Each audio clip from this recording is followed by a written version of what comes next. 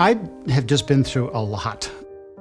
Ups, downs, wonderful moments, horrible moments, everything.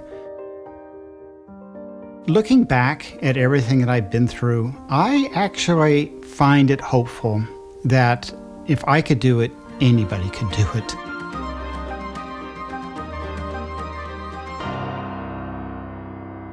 My name is Geoff, and I was diagnosed in 2009 with chronic lymphocytic leukemia. I was in a great spot in my life. I was happy with my work, happy with my family. We were traveling, physically active, fit, strong. I just felt like I was at the top of my game. And walked in for a physical, thinking this was going to be easy. When I got the call, my first reaction was just fear and confusion. My second reaction was anger. I could not understand this at all because I felt so well. It was definitely scary.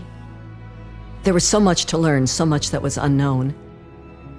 I got myself to a specialist in my disease. He explained that for you, the best thing at this point is to do nothing. Your disease is advancing, but it's not so bad at this point that we need to do something yet. It's better to wait and let the science advance. For me, that was really hard to understand. I had this cancer in me. It wasn't there before, and I wanted it the heck out. When the time came for treatment, for my kind of disease and for some of the others similar to mine, there is a whole new class of drugs that was becoming available. So I got myself into a clinical trial. His CLL did something that's very atypical and moved into his central nervous system. He was having seizures, and into his ocular system. He was losing vision.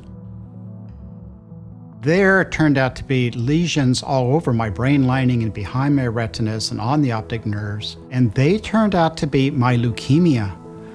It had spread to my central nervous system, which is extremely rare. I didn't know what to do with myself. The field of treatment was rapidly evolving for Geoff's type of blood cancer, which was tremendously heartening to know that there were new therapies coming out basically yearly.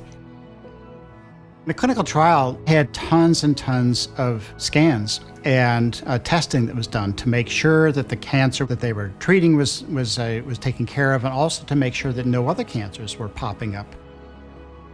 He discovered that there was a cyst growing in his pancreas that could very likely develop to cancer. They got it just in time before it became pancreatic cancer. And a year later, after stopping treatment, I'm still in remission and my disease is still undetectable.